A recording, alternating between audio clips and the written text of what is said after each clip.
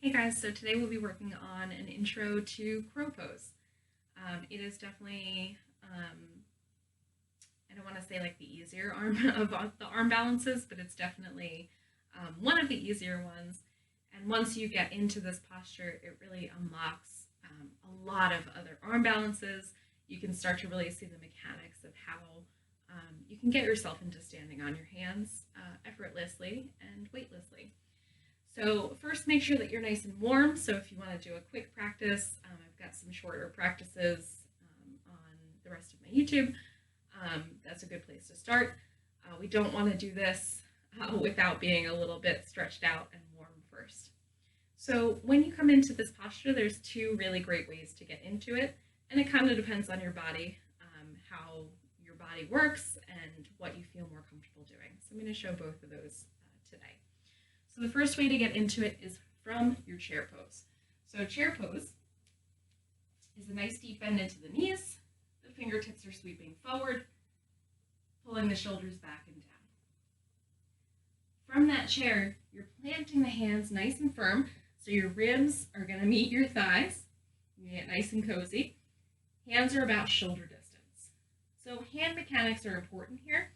Really grip through your fingertips, the pads of your fingers, and lift through the center of your hand. Soft bend into your elbows, and all you do here is split your knees. Okay, so we're just separating the knees and placing them above the elbows. So you're already in the shape for crow pose.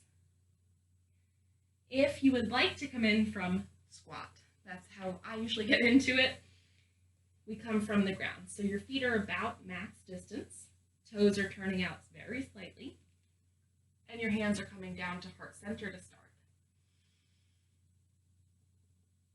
Once you're feeling steady, same thing. Hands are at shoulder distance. Middle fingers point towards the top of your mat. We lift through the center of our hand. Now from here, you're going to rock your weight forward and then walk the toes together. So big toes come to meet. Biggest tip I have in crow pose is to look forward. If you look in towards your belly button, you're going to roll in towards your belly button. So from there, or from the chair pose, we're just starting to rock our weight forward and rock our weight back. So the toes just get lighter and lighter.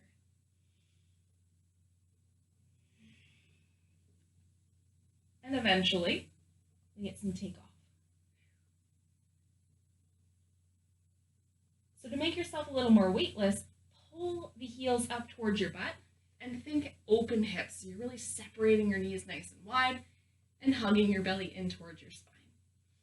If you're having a lot of trouble with that, you can also come into this with a block. It's a little bit more awkward, but it definitely works. So when you're coming in, hands are down. Block is at that wide, I don't want to say setting, I always say setting with blocks. And you're just planting your feet on the block and then separating the knees. So you have that height already, you're already in the shape. Sometimes that helps a lot. And then we gently lift. All right, so your toes don't have as far to go.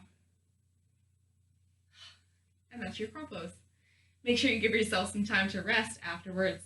So if you rock and find your child's